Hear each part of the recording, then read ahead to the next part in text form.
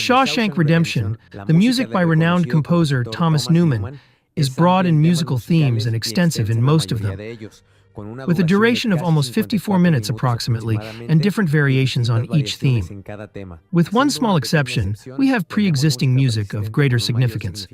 It is a beautiful piece of music by Mozart, The Marriage of Figaro, composed for orchestra and melodious female voices with great character. Andy plays it on the gramophone and broadcasts it over the office microphone to the entire prison, breaking the rules and defying the guards and the mayor by demanding that he turn it off. Despite the consequences and the test of his invulnerability, he refuses, turns up the volume, and enjoys the music with the other prisoners. This music, unlike the original themes, is clearly heard by the characters, directly expressing and confirmed by Red that listening to it symbolizes the feeling of freedom, as the prisoners do not have the opportunity or permission to listen to music. It was like some beautiful bird flapped into our drab little cage and made those walls dissolve away. And for the briefest of moments, every last man at Shawshank felt free. Andy's wife murder theme, the first original music to appear in the movie, begins from the moment Andy picks up the gun in his car, shows himself on camera, and then confronts his wife and her lover. This sinister theme will play during Andy's flashbacks as he is questioned about the murder in the courtroom. When they arrived, you went up to the house and murdered them. No, I was sobering up. I got back in the car and I drove home to sleep it off. Along the way. Now, does that strike you as a fantastic coincidence, Mr. Dufresne, or is it just me? Yes, it does. Yet you still maintain that you threw your gun into the river. This sinister music will be played again in a shortened version when Tommy tells them about a criminal he met in prison who confessed to committing what appears to be the same murder that Andy was accused of committing. About 6 months left to go. Get a new cellmate in. Elmo Blatch. Big, twitchy fucker. So he says, I got me this job one time, bussing tables at a country club. So I could case all these... Could it really be that it was the music of the real killer, with the music already hinting that there was someone else guilty of the murder that we hadn't seen yet? Well, even though the murder is mentioned in other parts of the movie, we don't hear it again until we are shown the truth with Tommy's story. Him and this tasty bitch he was with. The next theme is that of Andy's doubt, uncertainty, and fear of what lies ahead. We first hear this mysterious and suspenseful music, alternating with the theme of the murder, while Andy is in court. It plays when Andy is asked why he followed them with a gun and violent intentions. He replies that he doesn't know, that he was confused. In the flashbacks, you can see that Andy is conflicted about what he is going to do, about the evil he is about to commit. I went to his house to confront them. They weren't home, so I parked in the turnout and waited. With what intention? I'm not sure. I was confused. This theme is also expressed in Andy's fear of being found guilty and what awaits him in prison. She packed a bag to go and stay with Mr. Quentin. Glenn Quentin, the golf pro at the Snowden Hills. The last time we hear a variation of this theme is when Red recounts the process Andy followed all along to escape from prison. How he did everything in secret, with caution and fear of being discovered. We are also shown Andy's doubts about whether his escape plan will work and the uncertainty of a possible failure and its consequences.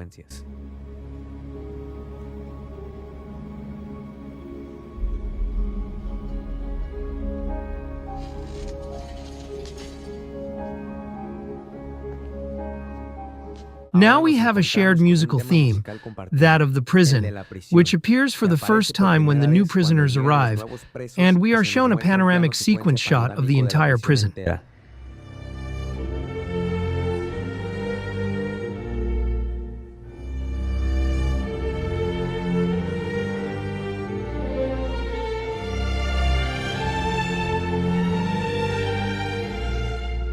But this theme refers not only to the prison as an architectural structure, but also to what is inside it, especially the routine bad life of the prisoners. This theme reappears when Red narrates how life becomes routine, and then more routine, using Andy as an example, who is abused every day during his first worst years in prison.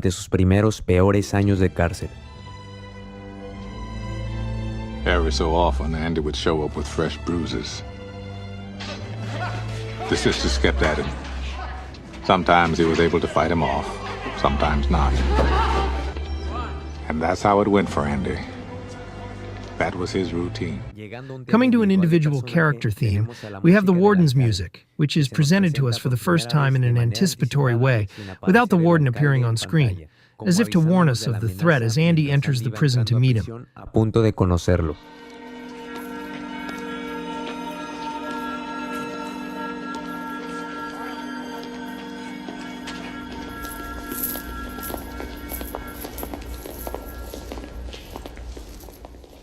It is music that creates tension and dissonance, conveying danger, that something is not right. This theme returns when the warden threatens to make Andy's life miserable in prison if he refuses to continue working for him.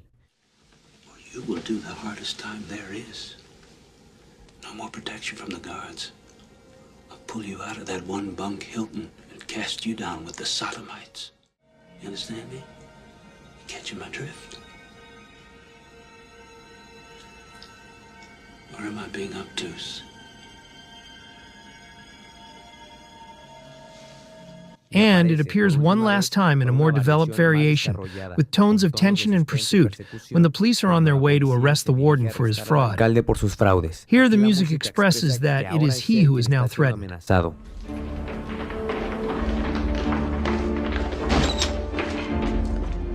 Norton, we have a warrant for your arrest. Open up. Norton. And when he finally shoots himself in the head and dies, the intensity of the theme diminishes, sounding soft, calm, and faint as it gradually fades away, as if to indicate that the warden and his threat are over. I like to think the last thing that went through his head, other than that bullet, was to wonder how the hell Andy Dufresne ever got the best of it. We move on to the theme of the perpetrator, the sexual predator Boggs Diamond, who has caused Andy great danger and suffering in prison. We hear it in his first appearance and encounter with Andy.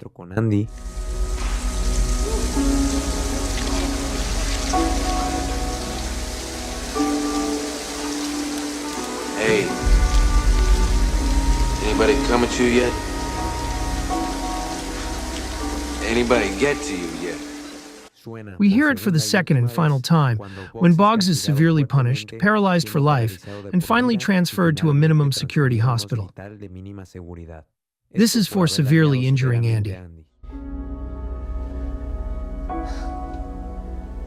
It's your world, boss.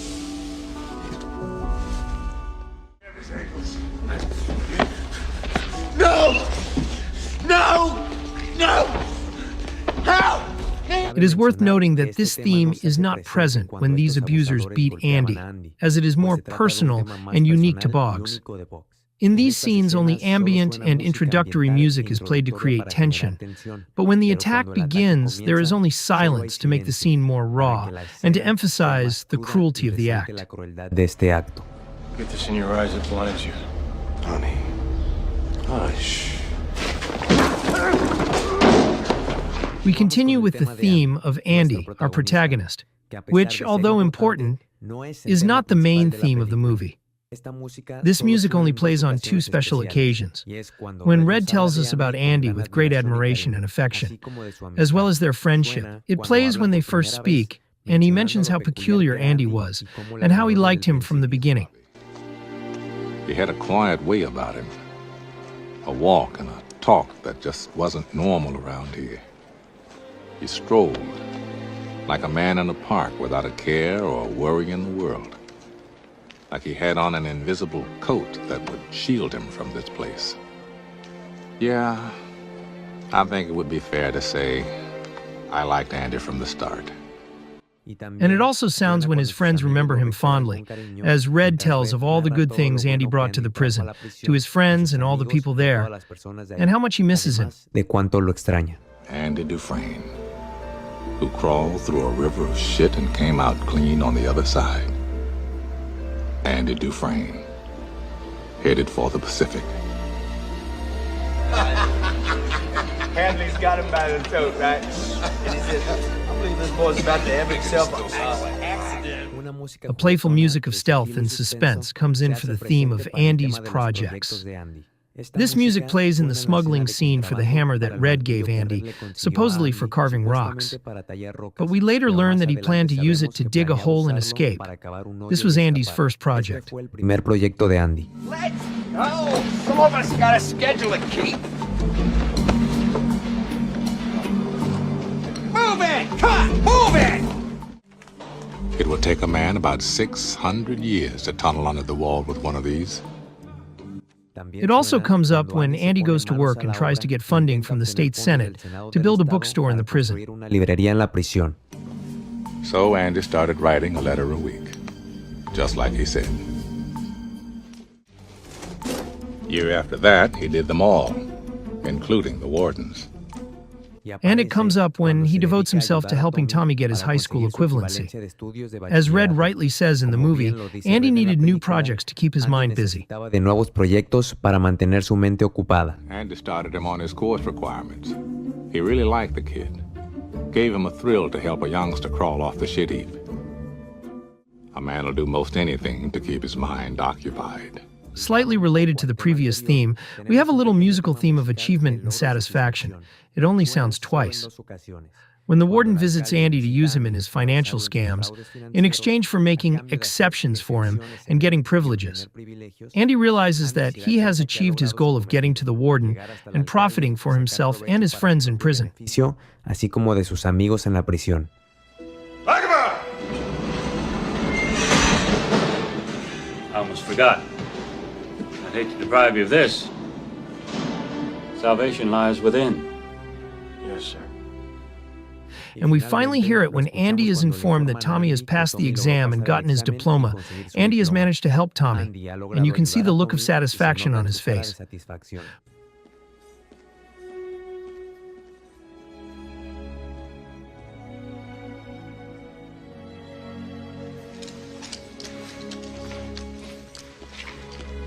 Warden wants to talk. When Brooks finishes his sentence, and after living 50 years in prison being an old man, it is difficult for him to return to life outside of prison, because prison is all he knows. He is an educated man with many friends. Outside he has nothing, so he decides to give up and take his own life.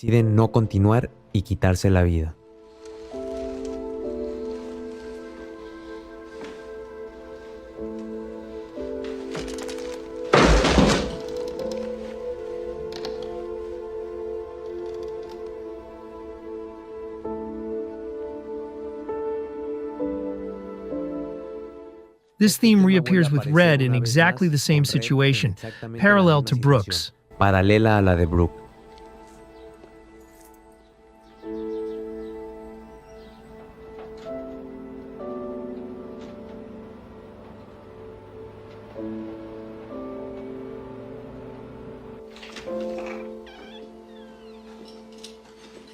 And when he also thinks about ending his life, the promise he made to Andy stops him. He decides to keep it, and now in search of his friend with a new purpose, the music also takes on a more positive and hopeful tone. It is no longer the same sad theme that Brooks and then Red went through. He has taken the theme and given it a new meaning along with his life. Le ha dado un nuevo significado.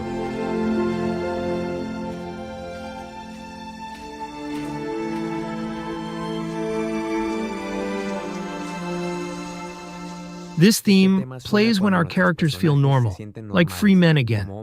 We hear it when Andy manages to get beers and time off for his friends to drink them without worry in exchange for working for Captain Hadley. A cambio de trabajar para el Capitán Hadley. Drinking icy cold Bohemia-style beer, courtesy of the hardest screw that ever walked a turn at SHAWSHANK State Prison. Drink up while it's cold, ladies. Y Red dice, We sat and drank with the sun on our shoulders and felt like free men. Hell, we could have been tarring the roof of one of our own houses. We were the lords of all creation. And Red says, although its meaning could easily be mistaken for friendship, since the bonds of friendship are present in both scenes, it makes much more sense that it refers to freedom, as becomes even more apparent in the final scene when Red reads Andy's letter and decides to go in search of his friend. For the first time, he feels purposeful.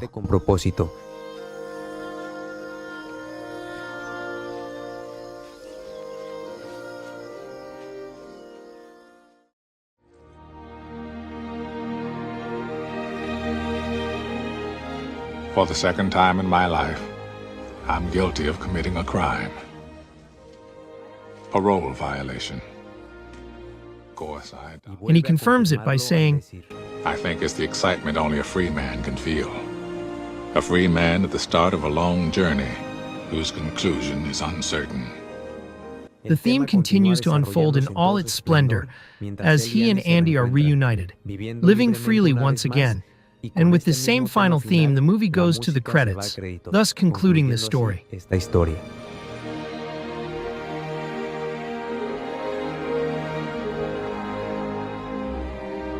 Finally, we come to the main theme, the redemption theme. This music symbolizes Andy's desire to escape from prison and be free of his guilt, punishment, and suffering. The first time we hear it is also on Andy's first day in prison, as he is led to his cell, hinting at Andy's desire to redeem himself, and certainly announcing that he was already planning to break out of prison. Anunciando que ya estaba planeando fugarse de la cárcel. Who's it gonna be? It's as good a thing to bet on as any, I guess. I had my money on Andy Dufresne.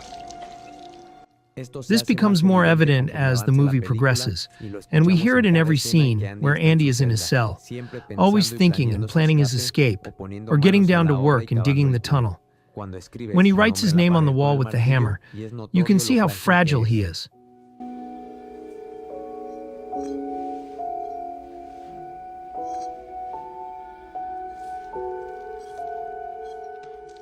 When he stares at the poster to cover the hole he is digging.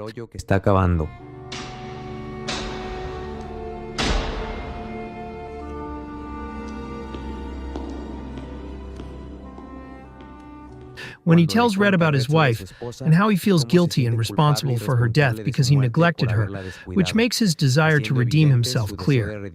Also when he tells him where he would like to go if he were to get out of prison, reflecting his intentions to escape and break free, and warning that he is about to do so. I'll tell you where I'd go. Zihuatanejo. Zihuatanejo. It's in Mexico. It also sounds when Red misses Andy, remembers him fondly, and mentions his release, comparing him to a bird that shouldn't be caged. I have to remind myself that some birds aren't meant to be caged. Their feathers are just too bright. And when they fly away, the part of you that knows it was a sin to lock them up does rejoice. It also sounds on the night of his escape, sometime before he does so, as he waits for the best moment to carry out his plan.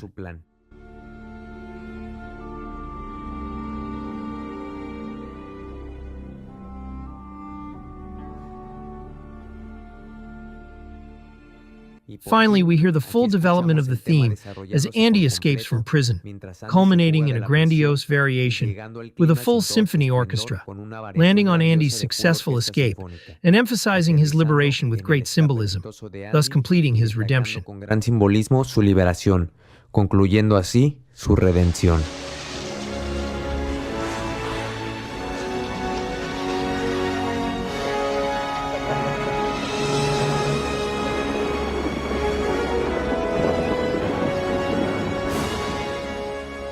The story of Andy Dufresne focuses on his personal journey toward redemption, not only for himself, but also for those around him.